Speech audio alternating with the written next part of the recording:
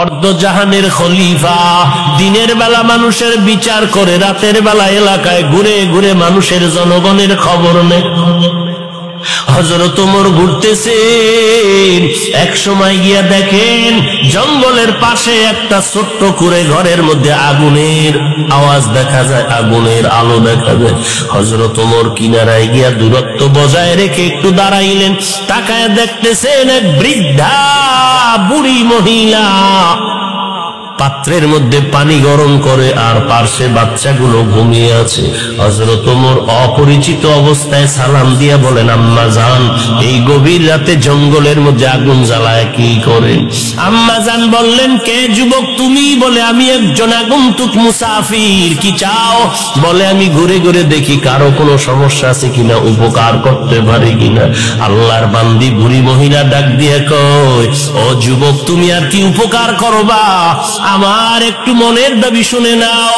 আমগো দেশে নাকি ওমর নামের ব্যক্তি দেশ পরিচালনা করে। শুনে নাও রে যুবক, আমি এই ওমরের বিরুদ্ধে আল্লাহর দরবারে মামলা দায়ের করব। কারণটা কি? আজ তাকায় দেখো, আমার ঘরের চুলায় আগুন জ্বলে, খানা নাই, না খেয়ে আমার বাচ্চাগুলো বাটিতে কান্না করে করে করে করে ঘুমিয়ে গেছে। আমার পায়ের কিনারায় কাঁদে ওরা, খানা নাই, পেটে ক্ষুধা। আমি পানি গরম করে ওদের বলি অপেক্ষা কর, খানা রেডি হচ্ছে। আমি ওমরের মতো বান্দা, আমাদের খবর নেয় না, বিচার দায়ের করব। এবার ওমর পরিচয়টা গোপন রেখে বললেন, আম্মা জান, দেখি কিছু করতে পারি নাকি। সোজা চলে গেলেন অর্থ মন্ত্রণালয়ে, গিয়া এক বস্তা আটা রেডি করিয়া, সাথে আছে এক ব্যক্তি তার গোলাম আসলাম নামের পিএস। ওই গোলাম রে ডাক দিয়া কয়, আসলাম, আটার বস্তা আমি ওমরের মাথায় উঠাইয়া দাও। গোলাম আসলাম ডেকে বলেন, খলিফাতুল মুসলিমিন, আপনার মাথায় কেন আটার বস্তা দিব? আমি গোলাম, আমার মাথায় দেন। এইবার ওমর ডাক দিয়ে কয়, রে আসলাম, ওরে বান্দা, ভালো করে শুনো, এই যে আমার দায়িত্ব পালন করা তো আমার উপরে দায়িত্ব, আমার দায়িত্বের জবাব কি তুমি দিবা? বলে না। বলে, যদি তাই হয় তো আমার জবাব আমাকে দেওয়ার জন্য রেডি করে দাও, কারণ কিয়ামতের ময়দানে আসামির কাঠগড়ায় দাঁড়াতে চাই না। বাধ্য হইয়া গোলাম ওমরের মাথায় বোগাস আটার বস্তা যখন তুলে দিয়েছে, খলিফাতুল মুসলিমিন, অর্ধজাহানের খলিফা, মাথায় বস্তা নিয়ে চলছেন গভীর রাত। বুড়ি মহিলার ঘরের কিনারায় গিয়া ওমর চোখের পানি ছেড়ে বলেন, আম্মা জান, আপনি ভেতরে চলে যান।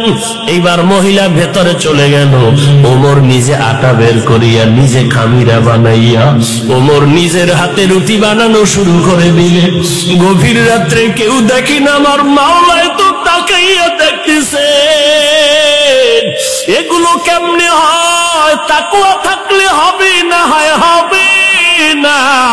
ওমর নিজের হাতে রুটি বানাইয়া বানাইয়া এরপরে বললেন, আম্মা জান, আপনি রুটি খাবেন, সন্তানের রুটি খাওয়াবেন, বাকি আটা রেখে গেলাম, আবার শেষ হলে আবার খবর নেওয়ার জন্য আসবো। এই কথা বলে ওমর বিদায় নিবেন। যখন বের হলেন, মহিলা ডাক দিয়া কয়, ওরে যুবক, একটু শেষ বেলায় তুমি যখন আসছো, আমি একটু অন্তর ভরে তোমার জন্য দোয়া করে দেই। আল্লাহ যদি তোমারে আজকে দেশের পরিচালনার দায়িত্ব দিতেন, তাহলে দেশের মানুষ আর কোনোদিন কষ্টে থাকতে পারত না। আমি দোয়া করি তোমার মতো বান্দাটারে যেন দিয়ে আল্লাহ উম্মতের খেদমত নেয়। ওমর চলে গেলেন। পরের দিন আদালতে বসিয়া মসজিদে নববীতে বার্তাবাহক পাঠায় বলে, অমুক এলাকায় এক বৃদ্ধা মহিলা, তাকে ডেকে আমার আদালতে হাজির করো। মহিলার কাছে যখন খবর চলে গেল, আপনাকে খলিফাতুল মুসলিমিন ডাকছেন, তাড়াতাড়ি চলেন, ওমর ডেকেছেন। মহিলা তো জানে না গত রাত্রের যুবকটাই ছিল ওমর। ওমর খলিফাতুল মুসলিমিন। মহিলা ভয় পেয়ে গেল, গত রাতের ঘটনা কি খলিফাতুল মুসলিমিনের কাছে সেই যুবকটা বলে দিল নাকি আমার আজ ফাঁসি হয়ে যাবে। ভয় যখন ডাকছে, আমি তো ওমরের বিরুদ্ধে কত কথা কালকে বলেছি, আজ আমার বিচার না জানি হয়ে যায়। এইবার খলিফাতুল মুসলিমিন ডাকছে, হয়তো আমার বিচার হবে, ফাঁসি হয়ে যাবে। নিজেকে শেষ বিদায়ের মনে করিয়া সন্তানগুলোর থেকে কান্না করে করে বিদায় নেয় আর বলে, সন্তানেরা চির বিদায় দাও, গতকাল আমি খলিফাতুল মুসলিমিনের বিরুদ্ধে কথা বলেছি, আজ বিচার হবে। এদিকে ওমর অপেক্ষায় আছে।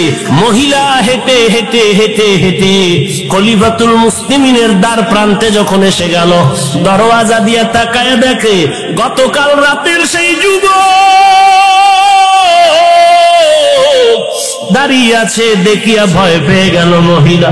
ওমর ডাক দিয়া কয়, মা কোনো ভয় নাই, কারণ আপনি তো আজকে অপরাধী না, অপরাধী তো আমি ওমর। আজকে তো আপনি আসামি না, আমি আসামি নিজেই। কেন এর আগে আপনার খবর নিতে গেলাম না? আজ আপনি আমার বিচার করেন।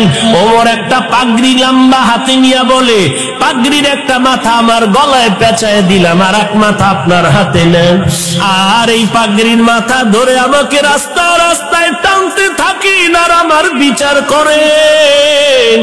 দুনিয়াতে আমার বিচার হয়ে যাক, কিন্তু হাসরের ময়দানে যেন আল্লাহর আদালতে দাঁড়ায় হিসাব দিতে না হয়।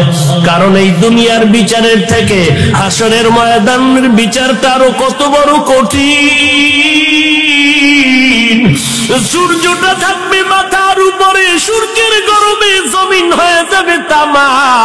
গুনাহগারের মাথার মগজগুলো ভাতের মারের মতো টকবক করে ফুটতে থাকবে। অপর দিকে জাহান্নামের আওয়াজ, জাহান্নাম চিল্লায় বলবে, আল্লাহ গুনাহগার গুলো আমার পেটে দাও। ওই কঠিন মুসিবতের সময় সন্তান মা বাবার পরিচয় দিবে না, মা সন্তানের পরিচয় দিবে না। ওই